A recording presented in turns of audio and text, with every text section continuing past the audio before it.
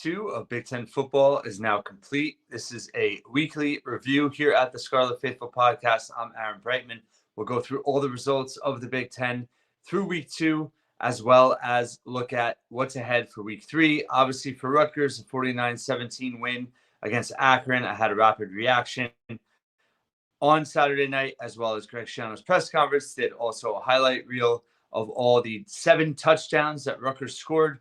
Certainly an offensive explosion in that second half. Was not a great start for Rutgers. Ethan Kaliakmanis was a bit slow. Went through all that in the reaction. Opened things up in that second half.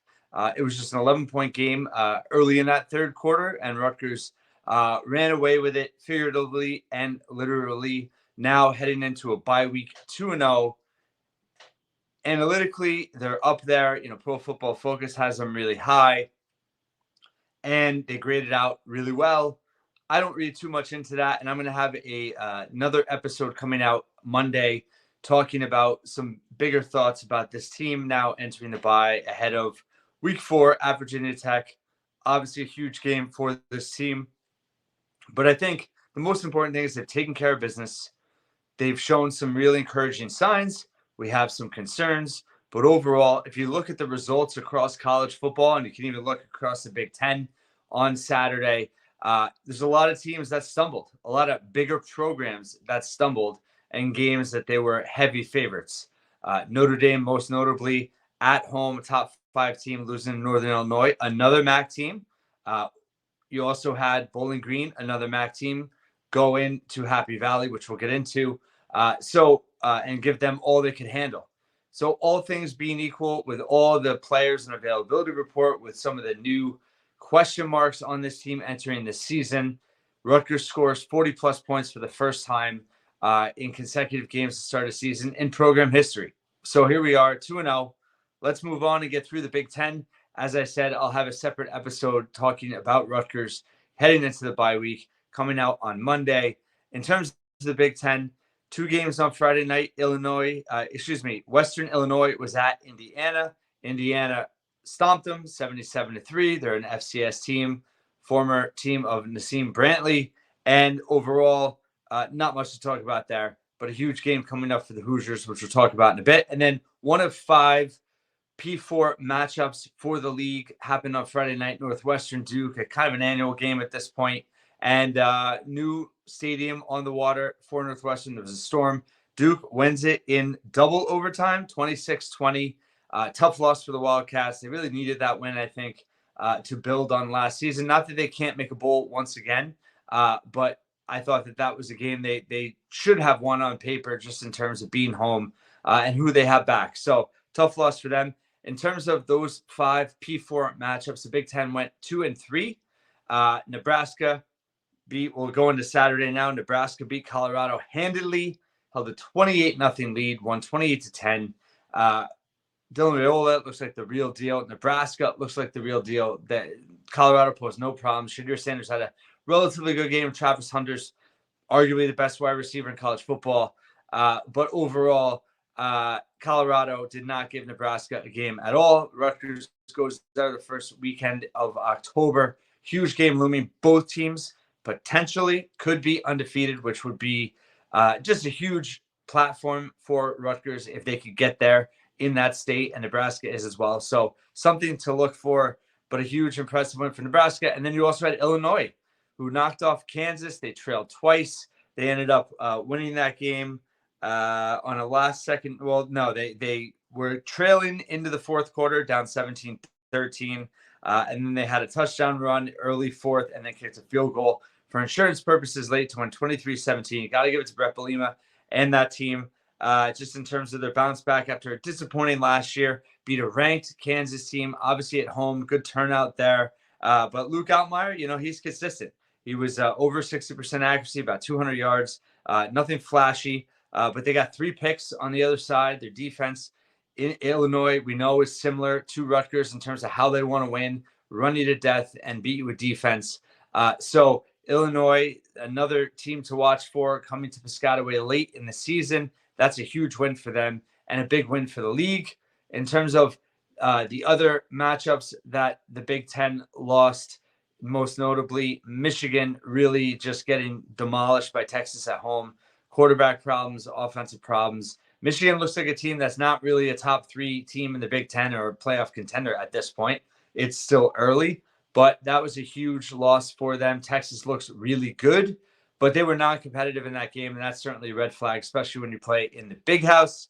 And then in terms of a real surprise in terms of how the game was going, Iowa was up 19-7 on Iowa State. Huge rivalry in that state, of course. And Iowa State comes all the way back and kicks a 54-yard field goal to win it with no 6 seconds on the clock. So tremendous win for the Cyclones, but a really disappointing loss for the Hawkeyes. They have a favorable schedule this year. A lot of people have high hopes for Iowa, thought they could make the playoff. That's a huge loss for them. And doesn't mean they can't rebound and contend for the playoff, but that's especially at home in a rivalry game, up 12 points as late as into the fourth quarter. That is a very bad loss for them. And then just in terms of the rest of the Big Ten on Saturday, you had Minnesota beat Rhode Island 48-0. Penn State, which I alluded to, they were trailing Bowling Green at the half 24-20. They were down as much as 17-7.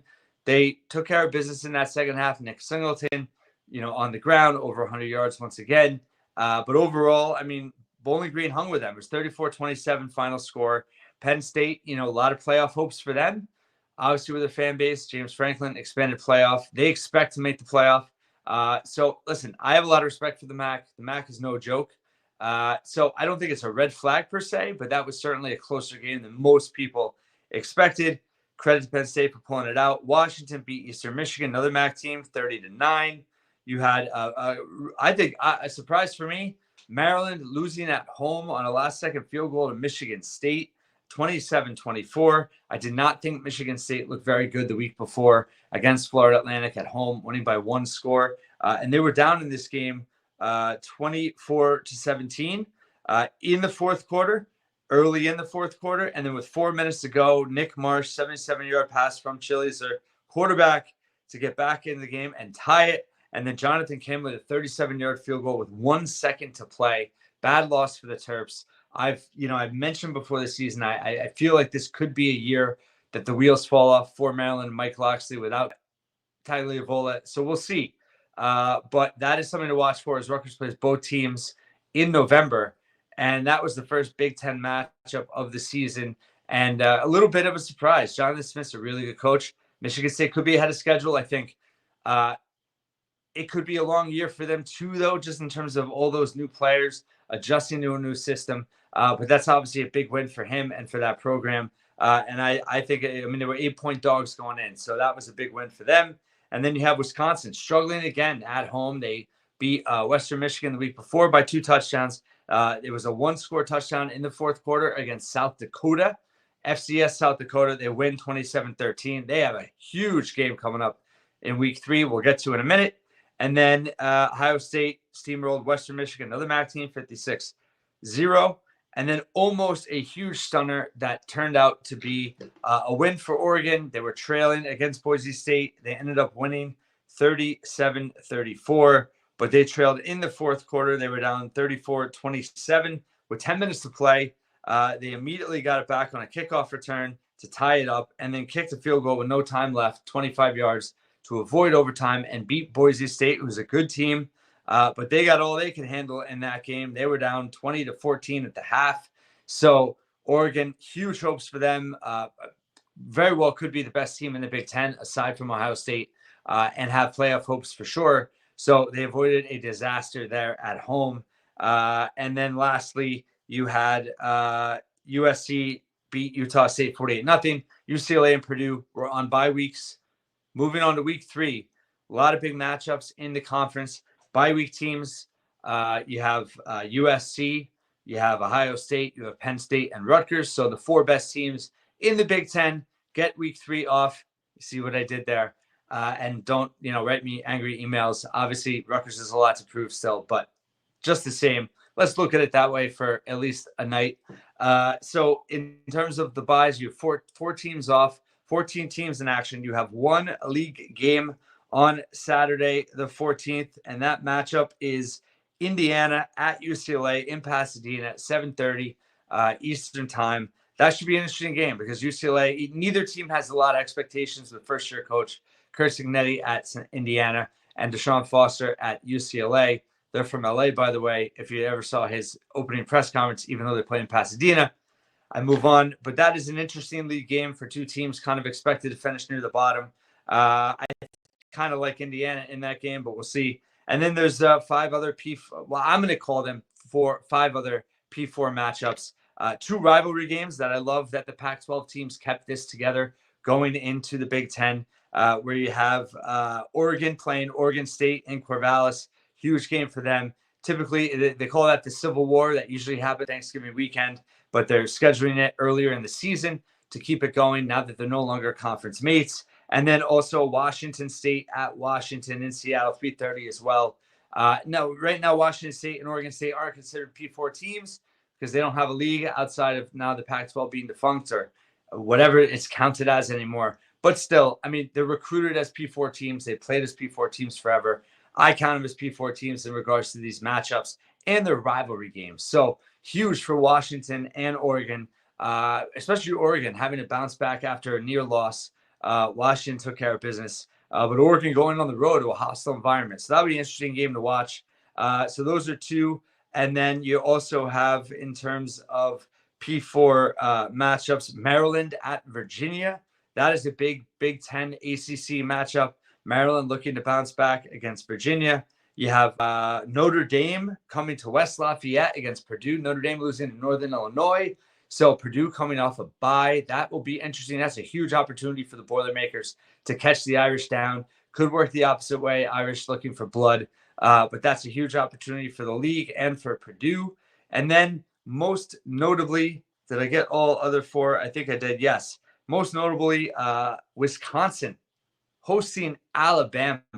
Wisconsin has not looked great, and they play an explosive Alabama team in Madison. Fascinating game there. That game is going to take place at noon, it looks like. Interesting. But that will be, I'm sure, on ABC.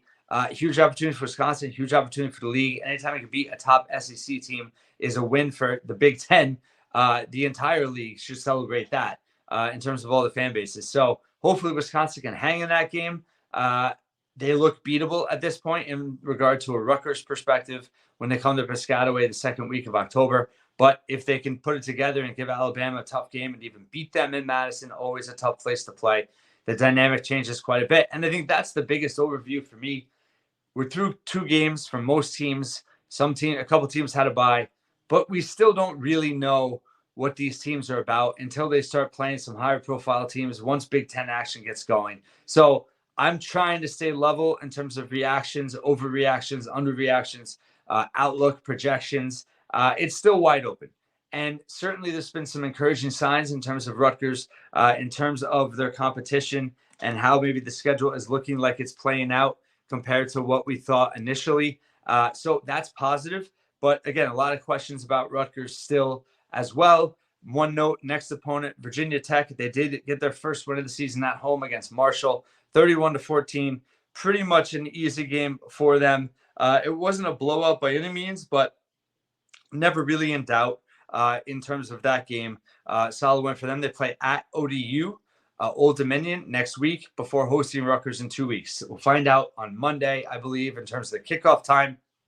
It is a white effect game, they call it. So I thought maybe it would be a night game, maybe not now after that disappointing loss of Vandy. Drones, by the way, Kyron Drones played well in that game against Marshall, so he'll be available, it seems like, unless something else happened.